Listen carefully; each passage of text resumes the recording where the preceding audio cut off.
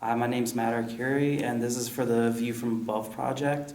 The person that I interviewed was Judy Copeland, and she's a writing professor here at Stockton.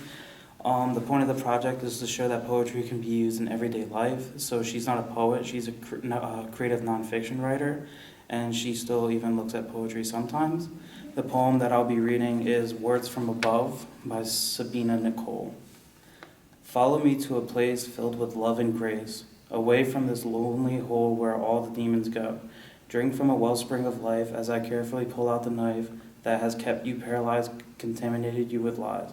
All that sorrow won't follow you into tomorrow. All that pain was not in vain. Watch as I make all things new, and you begin to truly pursue all the goodness of my hand. In the future you will understand.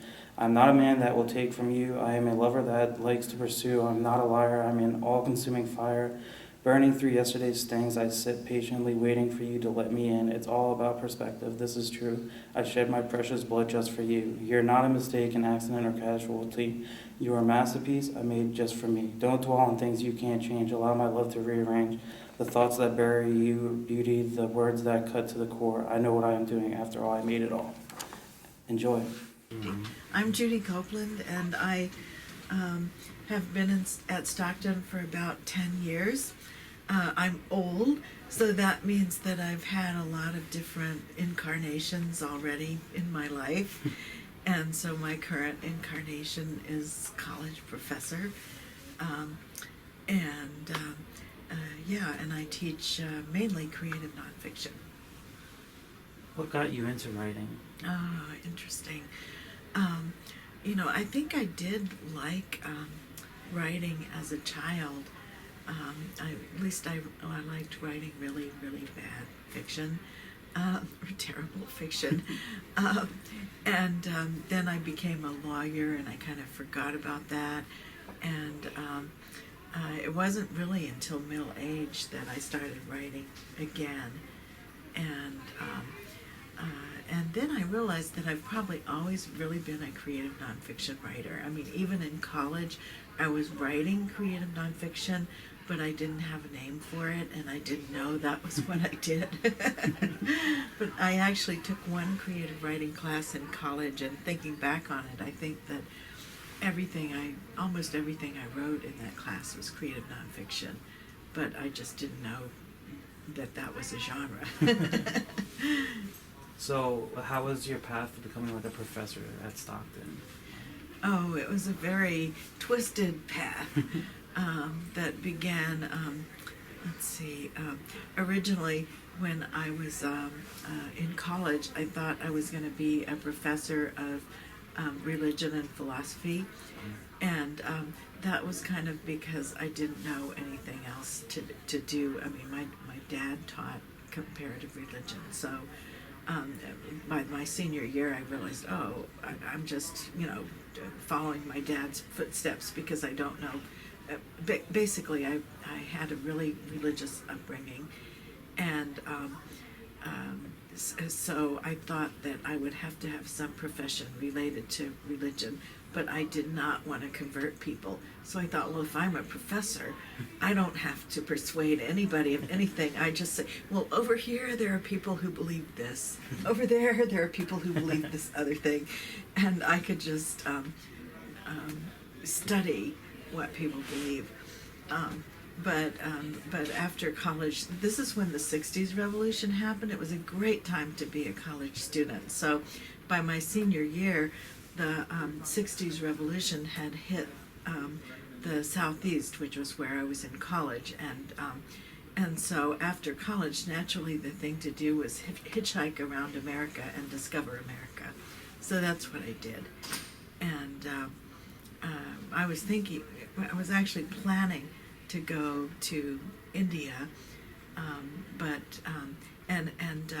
I actually married my boyfriend because we thought we had to be married in order to travel to room together in India.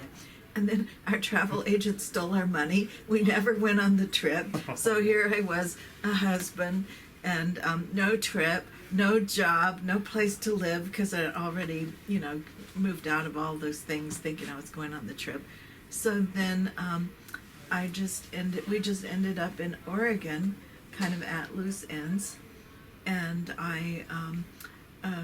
one thing led to another. I became a civil rights organizer. So I guess that was my, after thinking I was going to do comparative religion, that was my next incarnation. So I was doing women's rights organizing for about 10 years in Oregon, including going to law school and studying civil rights.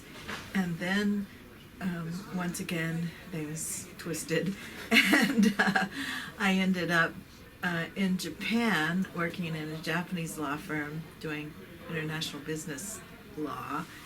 And after that, I just kind of went off the deep end and traveled for years and years. And when I came back to America, I wasn't really any good to be a lawyer anymore. I mean, my personality was so changed, I couldn't do it. And I started writing, and so that's how I came back to writing. I just started writing, and at first it was just a crap. It really was. It was no good, and I knew it. So I didn't have aspirations to actually write stories. I thought, well, I'm just going to do some kind of little travel how-to book. But gradually, I got in some workshops, and people persuaded me, Judy, you're a storyteller. You really want to write stories, so just write them.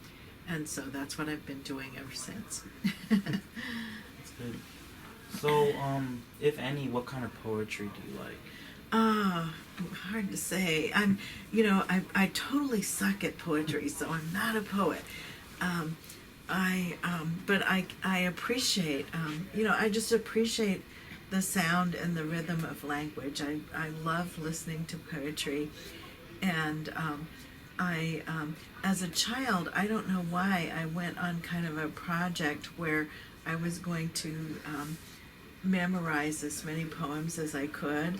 And of course, I didn't pick very good ones. I mean, I memorized the ones that were in the textbooks I had as a kid in school. And back then, it was, they were good poems, but they were really old ones, like Walt Whitman, Robert Louis Stevenson, all those really old-fashioned poets. So Rudyard Kipling. I memorized at least 100 poems, just because I think I had some kind of fantasy that I think I had heard a story about a man who was imprisoned in China right after the Chinese Revolution, and he was put in a cell and with nothing to read or anything to do, and then he was executed. And for some reason, this man was kind of sanctified by the religious community I lived in Japan. So I thought, well, I wasn't so interested in his, religious achievements. I was interested in, well, that's really interesting. What if I were put in a prison and nothing to do? Now, what could I do? And I think the moral of the story had been, well, you need to memorize the Bible. And I thought, no, I think I'll memorize poetry. And so that's why I was memorizing them. I thought that one day I would be in a prison cell with nothing to do, and I needed to have poems to entertain myself with, because I didn't want to be stuck with nothing but the Bible. So, can you express any feelings that you have towards poetry? Feelings towards poetry. I think I appreciate, it's probably not, I'm sure it's not technically poetry, but I appreciate poetry in any kind of writing or spoken language. And when I write, I listen in my head to the way that the sentences sound, and if the rhythm doesn't sound good, then I will just keep rewriting the sentences. So I'm not a poet, but I do care how sentences sound. And I also spent a lot of my life just reading and not really talking to people that much. So when you do that, you don't really know for sure how words are pronounced. You just make up the pronunciation. So it was very disappointing, you know, as I went through life to discover I was pronouncing words wrong. So I thought I had a really great sound going in a sentence I wrote, but of course it didn't really sound the way I thought it did. So, how can poetry help like different people in different professions? Well, it's a very reflective art. You know, poetry steps back and looks at a moment with great intensity. And so I think it can almost help people sometimes transcend the circumstances of their life and realize that there's more than immediately evident in what's going on in their lives. And it's a way of finding beauty in whatever is going on in a person's life. I mean, what's going on might not be beautiful, but poetry helps you. You know, you can write a poem about anything. You know, you can write a poem about a dung heap. You know, it's a way of finding beauty in whatever is there. All right. Are there any last thoughts that you have about poetry? I think poets should be paid more. Yeah. They work really hard for each word. All right. I think that's good. So. Let me just go back real quick.